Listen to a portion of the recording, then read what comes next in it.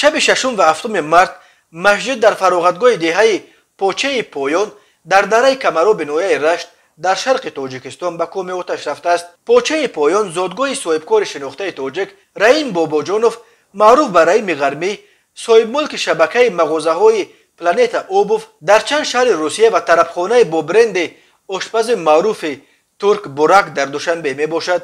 Шоҳидони ҳодиса бо ирсоли як видео ба пойгоҳи хабарии Бомдод хабар доданд ки сокинони деҳа ва хадамоти сӯхторхомӯшкунӣ ҳарчанд талош карданд, вале фурӯ нишондани оташ барояшон муяссар нагардид. Дар натиҷаи сӯхтор аз ин бинои дуқабада танҳо деворҳояш боқӣ монда ҳамаш сӯхтааст. Ин бинои масҷиди дуқабатаро мардуми деҳа бо пули худ дастаҷамона дар соли 1990 аз хишти пухта ва бо як тарҳи барои замони худ зебову замонавӣ сохта буданд. Он вақт масҷиди Почаи Поён калонтарин масҷид дар тамоми дараи Камаро ба шумор мерафт. Баъдан танҳо қабати дуюми биноро ҳамчун ибодатгоҳ боқӣ гузошта, қабати аввали биноро ба фароғатгоҳ табдил доданд. Дар ин қабати аввали бино мақомот маҷлису консертҳо баргузор мекарданд ва ҳамчунин мардум тӯю худоӣ ва дигар маъракаҳои худро барпо мекард. Ба гуфтаи сокинон соли 1990 вақти пӯшондани боми масҷиди Почаи Поён яке аз устоҳо бо номи усто Нурмуҳаммад аз бом афтода